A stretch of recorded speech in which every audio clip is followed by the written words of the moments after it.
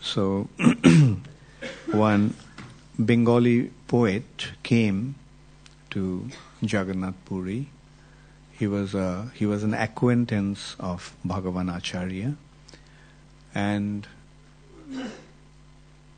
he wrote some drama, he wrote some poetry, so he started to recite them to Bhagavan Acharya. And Bhagavan Acharya was very impressed, and other devotees also were quite impressed by hearing his drama and poetry. And they thought that it would be, and those dramas were apparently glorifying Sri Chaitanya Mahaprabhu. Those poetry was glorifying Sri Chaitanya Mahaprabhu. So the devotees thought that they should take these writings to Sri Chaitanya Mahaprabhu and made him hear that, because they thought that that would please him very much. But it was a custom that whatever was presented to Sri Chaitanya Mahaprabhu was first presented to Sarup Damodar Goswami. Sarup Damodar Goswami was an expert in Rasa Shastra. He was an expert in the art of writing, and he was also an expert in the depth of devotional principles. So although everyone was very impressed to read the writings of that poet, Bengali poet, but when it was taken to Sarup Damodar became very upset, because this person made a difference. Although he compared Sri Chaitanya Mahaprabhu to Lord Jagannath, but he made a difference, that he described Lord Jagannath as non-moving Supreme Personality of Godhead and Chaitanya Mahaprabhu as the moving Supreme Personality of Godhead. And so Sarup Damodar Goswami pointed that out, and he chastised him. And here he is pointing out that your writing has been contaminated by, you cannot distinguish the difference between Mayavad and Vaishnava philosophy. The Mayavad philosophy is to consider, Mayavad philosophy considers that the Supreme Personality of Godhead, or the Absolute Truth, is impersonal. He is without any form, he is without any quality, he is without any potency, and he is without any variegatedness. So ultimately everything is Brahman. But the Vaishnava philosophy is very different. Vaishnava philosophy deals with three aspects of the Supreme Personality of Godhead. The Brahman aspect, which is the bodily effulgence of the Supreme Personality of Godhead. Then Paramatma, the Supersoul aspect of the Lord, in which form He is present in everyone's heart. And Bhagavan, the Supreme Personality of Godhead, who is endowed with 6 opulences, and He is one without a second. He is the Supreme. Supreme means no one is equal to Him and no one is superior to Him. And this Vaishnava philosophy is actually the real Vedic understanding. It is not that Vaishnavas have their understanding and the impersonalists have their understanding. They develop 2 different understandings due to their difference of sect, due to being 2 different sects. No, Vaishnava understanding is a real understanding of the Vedas. The Vaishnava understanding is the perfect understanding of the essence of the Vedas, Srimad Bhagavatam. Or Vaishnava understanding has been presented in the form of Srimad Bhagavatam, the real understanding. But impersonalism is one aspect of the spiritual understanding. And that is called Brahma Bad. But Shankaracharya came and he introduced a new philosophy. And that is called Mayavad. There is a difference between Brahmavad and Mayavad. The Brahmavad is positive impersonalism. It's one aspect of understanding of the spiritual reality, which is impersonal from that point of view. But Mayavad is a new introduction by Shankaracharya. The Brahmavad is a Vedic understanding. Like there were many Brahmavadis who later on became devotees. Like the four Kumars were Brahmavadis, impersonalists at the beginning. But then they became devotees. Even Sukdev Goswami at the beginning, he was an impersonalist. But then he became a devotee, Vaishnav. So that is one aspect of understanding, which is, this theory is presented by Vasudev himself, which is called Brahma Parinambad. In simple words, it would be the transformation, the theory of transformation. Brahma Parinambad. Parinam means transformation. The Brahman has transformed into Jagat. So that is a Vedic understanding. But Shankaracharya introduced something new. And he himself admitted that. In Vishnu Puran, it has been mentioned, Lord Shiva is telling Parvati, Mayavadam ashat shastram, prachanna bodham uchyate, mayoiva vihitang devi kalo brahmana murtina. In the age of Kali appearing as a Brahmana murtina, I will introduce a temporary theory, temporary conclusion of the Vedas. Mayavadam ashat shastram. Ashat, shat means permanent, eternal, and ashat means temporary. Ashat can also mean unbona fide.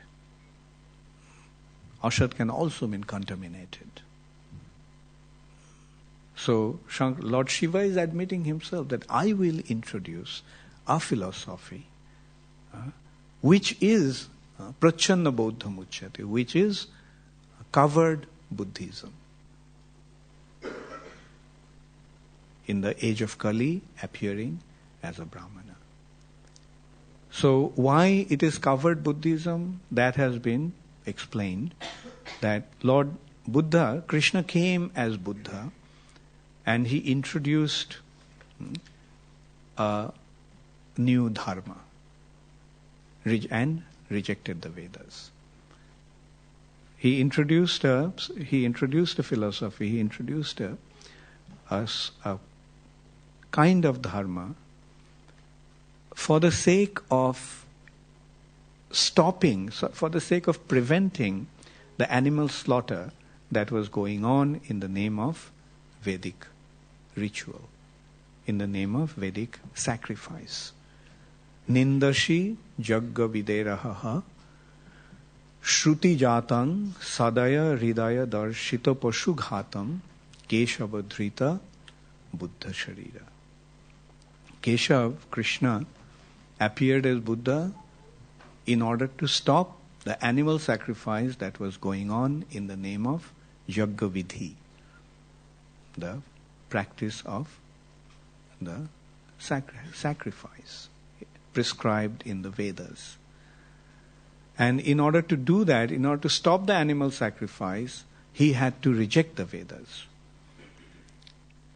But Chaitanya Charitamrita is describing the Bedna Mania Bodha Hoilo Nastik. Since the Buddhists do not accept the Vedas, they are atheistic. They are atheists. Because they do not accept the Vedas, therefore they became atheists. So Buddhism is covered atheism, and Mayavad is covered Buddhism. So it means that Mayavad is a form of atheism that was presented in the name of the Vedic understanding. And why Shankaracharya had to do that? Because the Lord himself asked him to do that. He rejected the Vedas. Actually, Buddha didn't reject the Vedas. Buddha did not touch the Vedas. Buddha's presentation was that dharma is to follow the 10 principles. The 10 principles, one can say, in the mode of goodness. Speak the truth, don't hurt anybody, don't harm anybody, thou shalt not kill, and so forth. Interesting, like Buddha gave 10 commandments, and Moses also received 10 commandments from God. But his 10 commandments are quite similar. But the thing is that this is specifically establishing the principle of non-violence. And he just said that this is the 10 principles of dharma. And the goal, and when you follow these 10 principles, then you will be situated in the path of dharma, and then ultimately you will achieve nirvana. The goal of life is to achieve nirvana, and nirvana means to become nothing. And the understanding is because of our existence in the material nature, we are suffering. So if we become non-existent, then there won't be any suffering. But already cultured, educated, intelligent, thoughtful people became quite disgusted with what was going on in the name of the Vedic scriptures.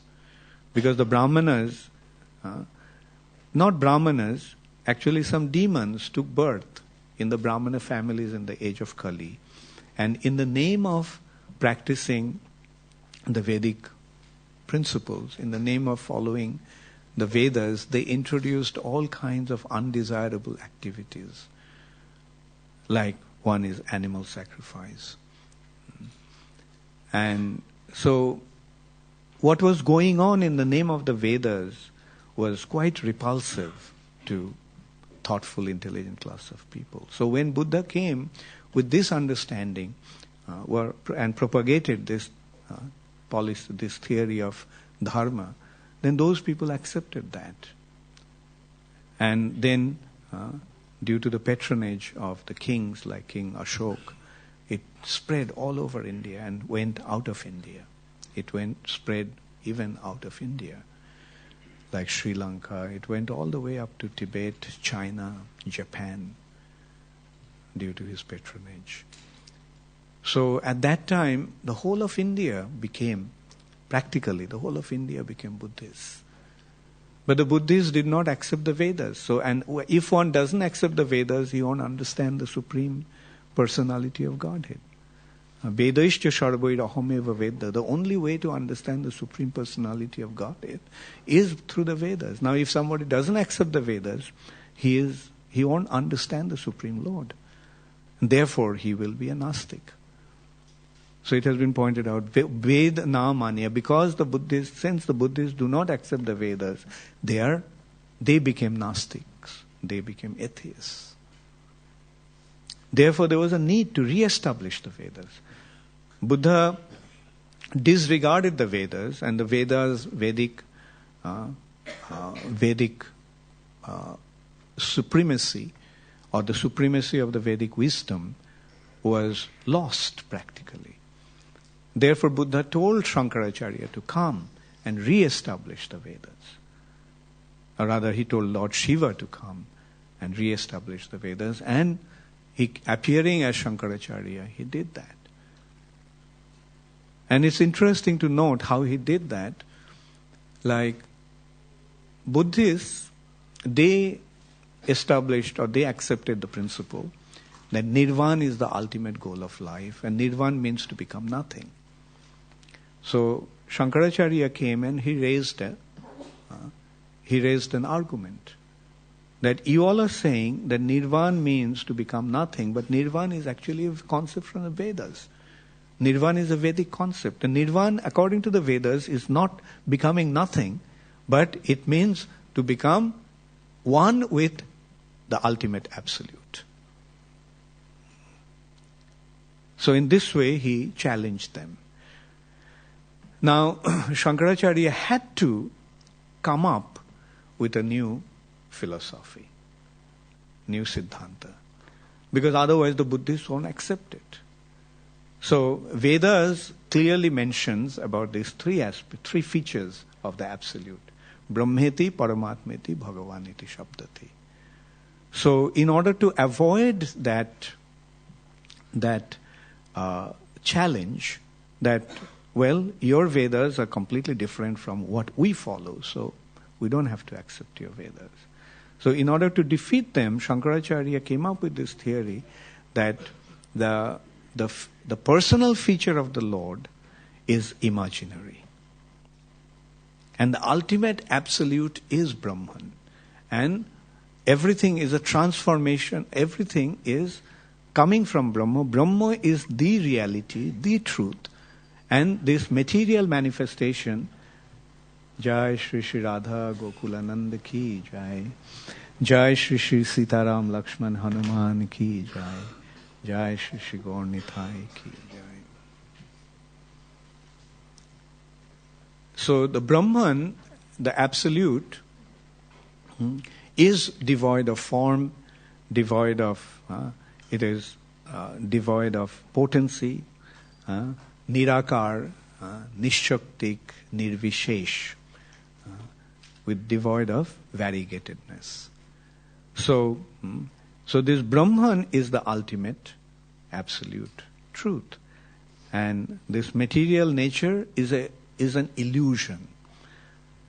Now here is the difference between, as I was saying, there is the positive impersonalism and negative impersonalism. Brahmavad and Mayavad.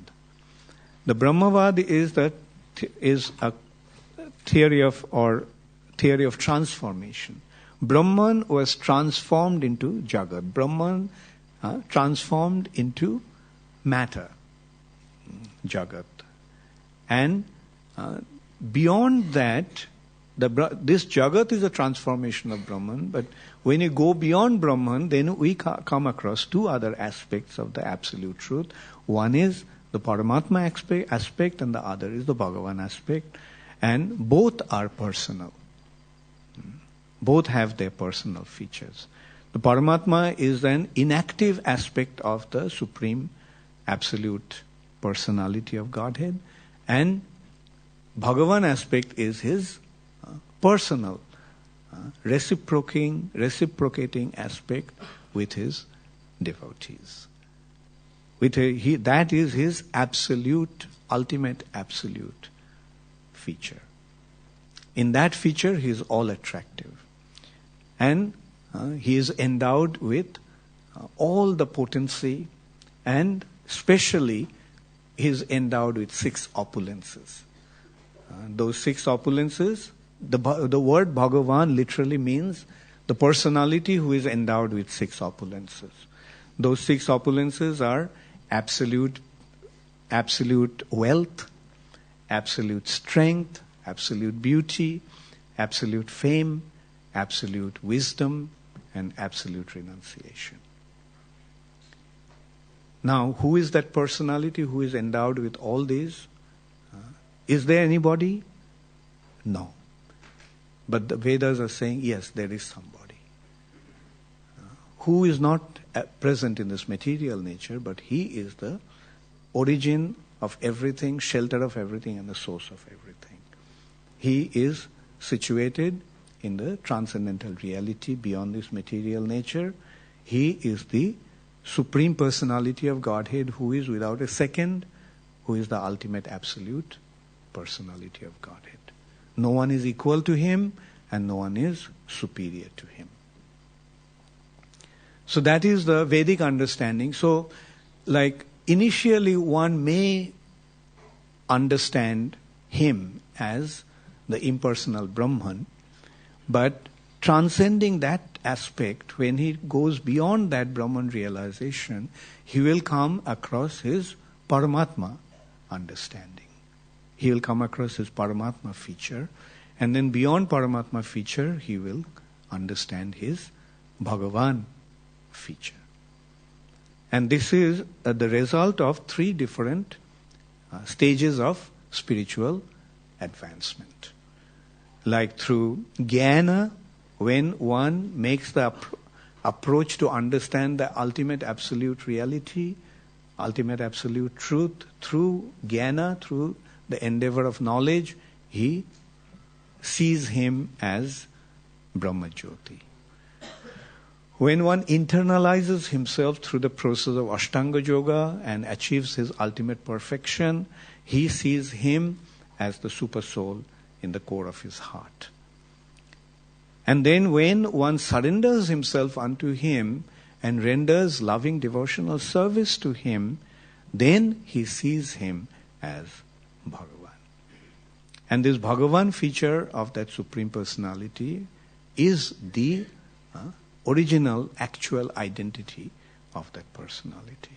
So this way, Brahmavad, like we as I mentioned earlier, like through Brahmavad, through this positive approach of impersonalism, one can gradually come to the stage of developing one's loving relationship with the Supreme Personality of Godhead and see him as Bhagavan.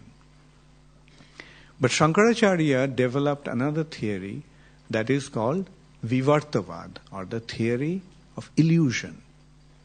It's not there, but it appears to be there. Like Brahma Satta and Jagat is Mithya. It's illusory. It is not there, but it appears to be there. The variety in this material nature appears to be there, but it's due to illusion. And when the illusion will be dispelled, then one will see him as impersonal Brahman. So that is Shankaracharya's Vivartavad, and Shankaracharya took a few secondary statements from the Vedas and established his theory. The statements like Sarvang Khallidang Brahma, everything is Brahman. Then Tattamasi, you are that. Shetoketu, from statement from Upanishad, that you are that Brahman. So you are Brahman, and Brahman is impersonal, therefore you are impersonal. Ultimately everything is devoid of form and variety and potency. But he did it, Shankaracharya had to do that in order to re-establish the Vedas. And he did re-establish the Vedas. He drove out Buddhism from India. Like at a time when the whole of India was under the grip of Buddhism, Shankaracharya single-handedly drove Buddhism out of India. And that's why in today's India we rarely see any Buddhism. So, very expertly he has achieved that mission which was assigned to him by the Supreme Personality of Godhead. But this was, as he himself said, Ashat Shastram. It is a temporary conclusion of the Vedas. Because then this understanding will be removed and the Vedas will be re-established in its full glory. And in order to do that, Ramanujacharya came, Madhvacharya came and confirmed, re-established the Vedic concept in its perfect understanding, in perfect conclusion. That is, personalism was re-established. Ramanujacharya did it very wonderfully, very expertly. He defeated Shankaracharya's theories.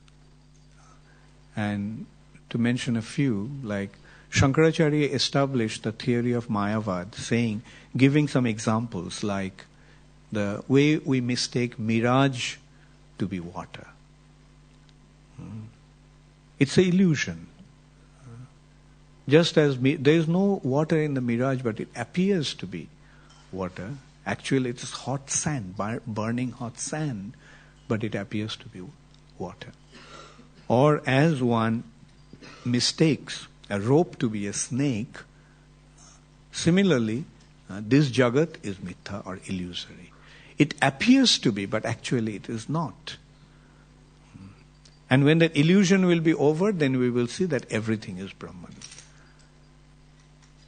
But Ramanujacharya came up with some very wonderful arguments, and just to name a few. Like he defeated this concept that the concept of illusion. It is not there, but it appears to be there.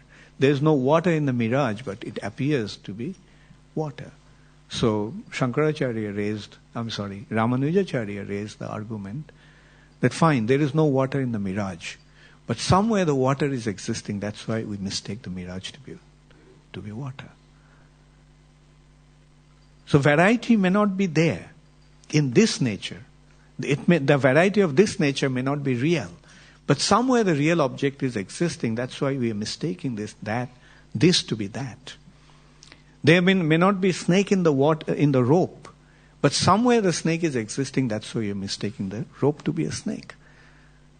So, in this way, he established above Shankaracharya's Kevaladvaitavad, the non-dual, absolute non-dual, Kevala Advaitavad, non-dualism. He established his Vishishtadvaitavad, the very specific non-dualism. And that is that the variety of this material nature actually is a reflection of the spiritual variety. But the spiritual nature is different from material nature. That the entire spiritual sky is spiritual, therefore it is Brahman. But in Brahman, in that non-dual absolute, there is variety. From the material perspective, when we see the spiritual reality, it will appear to be, yes, spiritual, pure spiritual reality. It is spiritual. Everything there is spiritual. But inside that spiritual reality, there is variety. There is spiritual variety. And then Madhvacharya came and he further reinforced this concept of dualism. The material nature and spiritual nature, they are two different nature altogether. And the material nature is a reflection of the spiritual reality. So whatever is there in the reflection must be existing in the reality. Otherwise, how the reflection will be there? In the reflection, when we see green leaves, red flowers and yellow fruits, we have to understand that in actual tree there are green leaves, there are red flowers and yellow fruits. That's why we are in the reflection, we are seeing them. The real thing may not be there in the reflection, but somewhere the reality is existing, and that reality is transcendental to the material nature. But as a result of that, there was a problem, there was a conflict. An endless conflict between the impersonalists and the personalists. The Shaivites and Vaishnavites. Shankaracharya's followers were generally followers of Lord Shiva. Shaivites. These impersonalists, Mayavadis, are basically Shaivites. So Shankaracharya, and so there was a conflict, but Chaitanya Mahaprabhu harmonized that conflict in a most wonderful way through his Achinta Bheda Bhed Tattva. To begin with, it is Achinta. It is beyond our sense perception, beyond even our thoughts, beyond even our intellect. Achinta. And the definition of Achinta is Achinta khalu je bhava na tang starkena jojayet. Prakritibha parejastu tad achintasya lakshanam.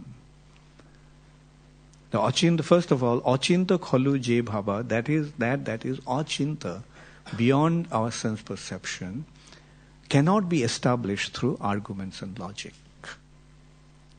Na tang starkena jojayet. And Achintasya lakshanam, the symptom or the symptom of Achinta is, it is beyond this material nature. Prakritibha pari. That is beyond this material nature, that is Achinta. So beyond this material nature there is another reality, the spiritual reality. But that reality is beyond our sense perception. Therefore, we cannot establish that reality by arguments and logic. The only way to understand that is through the Shrauta Pantha, by hearing from an authoritative source, bona fide source. That knowledge is coming down from that reality down to this reality, this nature. And this is another thing that the Vaishnava philosophy understands or establishes, that the Jagat is not mithya. Jagat is not false. Jagat is also real. But it is real as a reflection. The real reality is covered, but it is existing in another form, and that is real. It is very much real that we all are here. We cannot say that it is all mithya. We all are here. When something happens, we cannot say that it's... When something happens to us, we cannot say it's not happening to us. When there is no food in the stomach, we can't say Jagat Mithya. Right? So, we have to understand that we are in a reality that is not absolute reality, but it's a relative reality. The relative reality because we are identifying ourselves with the material body. Although we are spiritual beings, but we are by mistake identifying ourselves with this material body. That is what is the illusion. Not the illusion, that is what the reflection, or like a dream. Like we are dreaming of something. Now, when we are dreaming, it is real. It is there. In a dream, when a tiger comes and pounces upon us, we scream. It's real. As a dream, it is real. But when you wake up, then we see that it was a dream. So similarly, our existence in this material nature is like a dream. Now, the difference is that this difference about this dream and that dream, our one is a individual dream and this is a collective dream. When I see in a dream that a tiger is pouncing on me and I scream, that dream only I am seeing by myself. But when something happens in this room, all who are present in this room will experience that same dream. So that is the difference. This is a collective dream. Whoever is present at certain time and certain space will go through the same experience, although he will experience it from his own perspective. And eventually, what is this dream? This dream is the dream of Mahavishnu. Mahavishnu is lying in Yoga Nidra, and we all are projected into material nature. The way Mahavishnu is glancing towards the material nature and the way we are getting tuned up to that, we are seeing it from that perspective. But when we get tuned up to Mahavishnu, then we will have a totally different understanding. Then we will see that it is actually happening due to Mahavishnu's glance. And since Mahavishnu is absolute truth, Mahavishnu's glance is also absolute truth. It's not mithya, it's not false. Everything relative to absolute is absolute. Anything related to the Supreme Personality of Godhead is absolute. His glance to the material nature is absolute. So whatever is happening to this material nature is absolute. We cannot say that it is mithya. So that is another way Ramanujacharya smashed Shankaracharya's theory. There are many other ways he actually smashed. He starts with the thing that if God is a man's creation, then what's the use of worshipping that God? If a man is a product of God, man's imagination, the forms are imaginary, then why worship? Better don't bother about him at all. And this is how he starts off. And do we accept the absolute as a controller, as a proprietor, as the creator? Then how can that be a non-intelligent, impersonal being? The person who created this must be an intelligent being. The person who is maintaining it in such a wonderful way must be an intelligent being. So what is the source of that intelligence? The source of intelligence must be a person. And he is the absolute spiritual personality. Anyway, Chaitanya Mahaprabhu harmonized this through this conflict between the impersonalists and Vaishnavas through his Achinta Bheda Ved Tattva. We found many of those Mayavadis, staunch followers of Sri Shankaracharya, became Chaitanya Mahaprabhu's devotees. To begin with, one of the first ones that became converted was Sarvabhauma Bhattacharya. Sarvabhauma Bhattacharya was the most brilliant Vedanta scholar, the most brilliant exponent of Vedanta philosophy. I mean, he was worshipped all over. He was recognized and worshipped all over India at that time. He was the crest jewel of all the Mayavadis. And Chaitanya Mahaprabhu just transformed him. He became a devotee. And when this news spread that Sarvabhauma Bhattacharya became a Vaishnava, became a devotee of the Lord, became a personalist, the impersonalist world, Mayavadis, became very, very upset. They're very angry. And that is why when Chaitanya Mahaprabhu went to Benares, and that was the seat of the Mayavadis, Prakashananda Saraswati was the leader of the sannyasis. He was the leader of 64,000 sannyasis in Benares. And Benares, Kashi, is the place of Lord Shiva, therefore it was the seat of the Mayavadis. But Chaitanya Mahaprabhu, and they were very, very insulting to Chaitanya Mahaprabhu. Prakashananda Saraswati used to openly criticize Mahaprabhu when he arrived, when he was in Benares. But Chaitanya Mahaprabhu transformed him. And all 64,000 Mayavadis became devotees. So this is the potency of Sri Chaitanya Mahaprabhu, and this is the potency of his teachings. If we properly present this philosophy, and if the other person is willing to listen carefully, then he is bound to become convinced. There is no other way.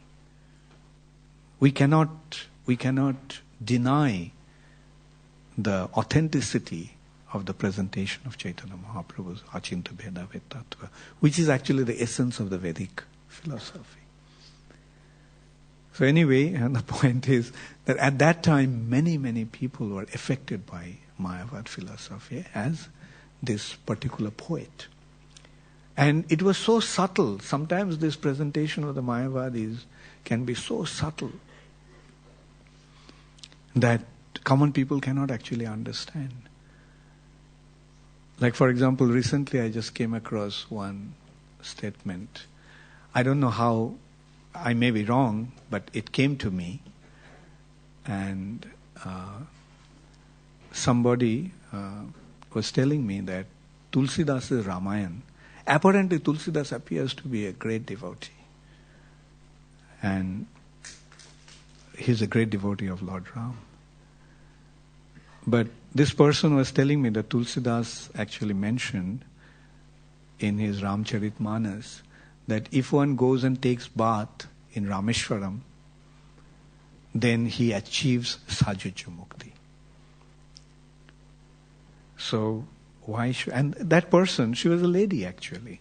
She took the thread from one of our classes, and she mentioned that if Sajuja Mukti is given to the demons, then why should a devotee aspire for Sajuja Mukti? That's a very, very valid point. Like Sajuja Mukti is given to the demons who are killed by the Lord. So why should a devotee want something that is given to the demons? Of course, I couldn't tell her. I didn't want to start criticizing Tulsidas at that time. My point actually was that, please show it to me. I haven't read Ramcharitmanas. I don't know what Tulsidas has said. But this way I can see, if it is true, then it confirms. Like, Bhakti Vinod Thakur actually mentioned that Tulsidas is a sentimentalist. He's a Mayavadi sentimentalist. His devotion to Ramchandra is not a real devotion. Like if he thinks that ultimately Ramchandra is impersonal, then what's the question of devotion to Ramchandra? Anyway, like the thing is that the point that I'm trying to make here is sometimes this presentation of these Mayavadis are so subtle. Out of sentiment, they display a lot of love and emotion and devotion to the Supreme Personality of Godhead. But ultimately, it's all Brahman. So that ultimate consideration is the most important consideration. What is your ultimate understanding? Do you accept him as the ultimate absolute personality or not?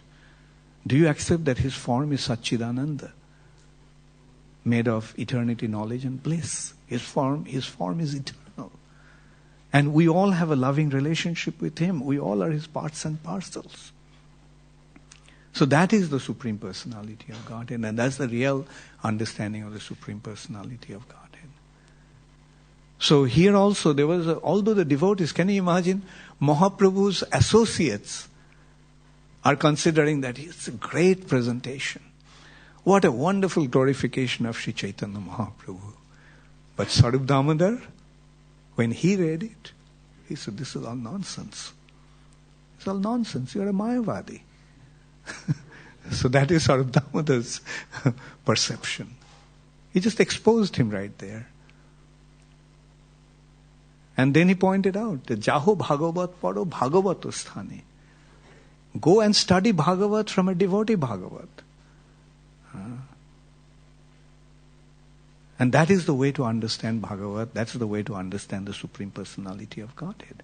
Unless and until we approach a devotee, unless and until we receive the mercy of a devotee, we cannot possibly understand the Supreme Personality of Godhead.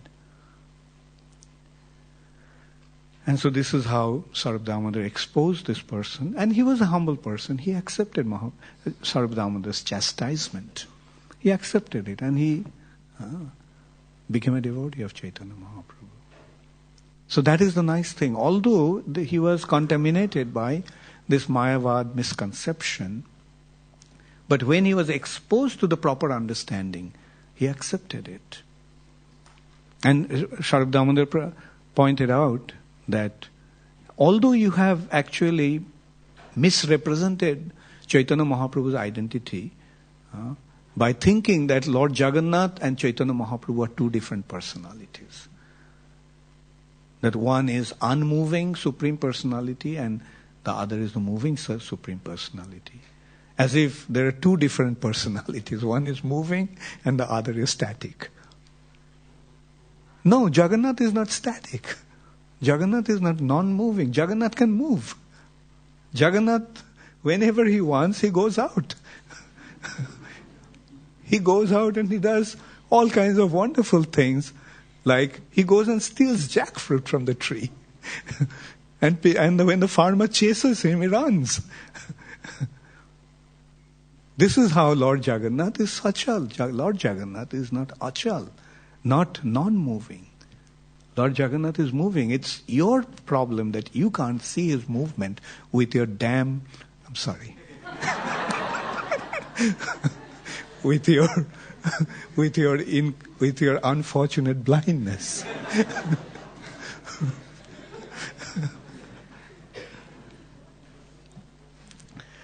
So it is our problem that our vision is contaminated by this conditioned nature of this material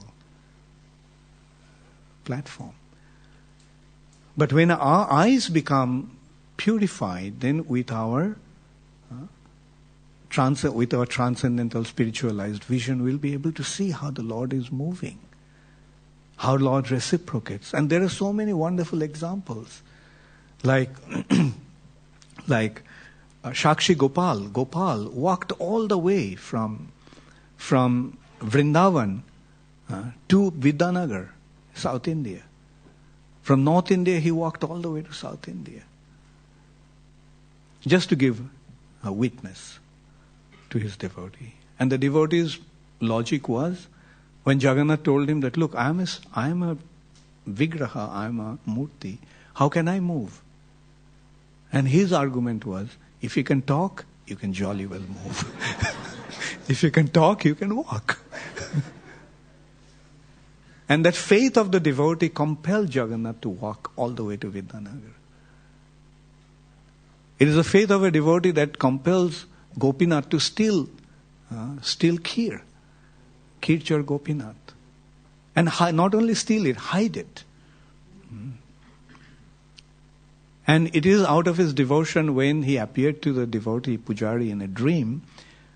The Pujari didn't think that, well, it was just a dream, and didn't turn around and go to sleep. He immediately woke up, took bath, went to the temple, and he found that, yes, the pot was there. He kept it in such a wonderful way behind his cloth, behind his dhoti, that no one saw it. And he told that, look, when Gopinath appeared to him, to the Pujari, and told him that, look, there is this Madhavendra Puri, I kept some kheer for him, so you go and give it to him. So Pujari's response was, well, all the kheer has been distributed last night. There's nothing left.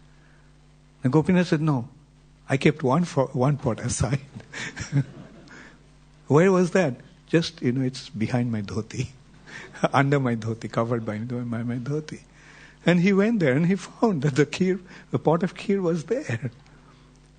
And he went and announced to the marketplace, which is completely empty at night, that Madhavendra called out to Madhavendra Puri and narrated the whole incidents to him. So this is how the Lord reciprocates with his devotees' devotion. And it's our misfortune that we cannot see how he is the Supreme Personality. He is a personality, he is not a statue.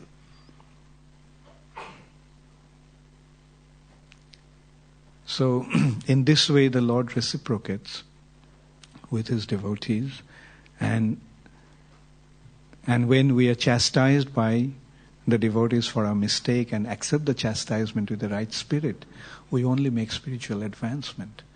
And Sharad Damodar pointed out that although you have, out of your ignorance, described him in a certain way, but ultimately Saraswati has actually glorified the Lord through your misconception. So Saraswati has his way of glorifying the Lord. So that will be discussed in the next class, whoever gives the class, in the next few verses. Thank you very much. All glories to Srila Prabhupada. Gaur Premanande Hari Hari.